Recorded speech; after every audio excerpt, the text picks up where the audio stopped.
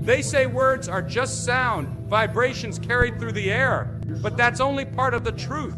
Words carry power, real power. Not just the power to communicate, but the power to reach into a person's soul and stir something alive. You see, a man might forget the little things.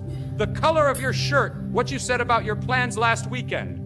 But he will not forget how your words made him feel. That feeling will settle somewhere deep inside him, tucked beneath all his logic and armor. And when it's quiet, when the day slows down, that feeling returns uninvited but undeniable. And suddenly, he's thinking of you again. You don't need paragraphs to make a man remember you. You don't need poetry or persuasion. Sometimes, it takes just 3 words. 3 simple, intentional, spirit-filled words. And they echo in a man's heart like a melody that plays long after the music stops. Because when words are spoken from a place of sincerity, when they are soaked in care and delivered without expectation, they don't land on the ears. They land on the soul. We live in a world that is constantly speaking, constantly shouting, but not many are listening. Most people talk to be heard, not to connect.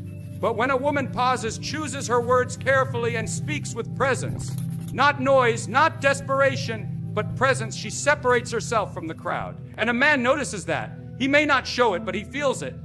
He may not say it, but he replays it. It's not about being clever. It's not about crafting the perfect sentence. It's about reaching a place in him that nobody else reaches.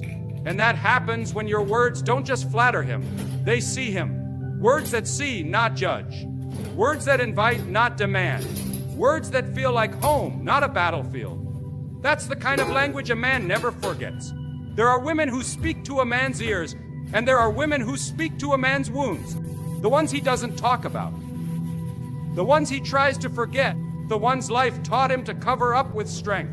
But when your words remind him that he is more than what the world expects him to be, when they remind him he is still worthy, still capable, still chosen, that's when something shifts inside him. And long after you leave the room, your words don't. They stay, they whisper, they linger. And here's what you must understand. Men carry burdens in silence. Many men are not looking for more information, more instruction.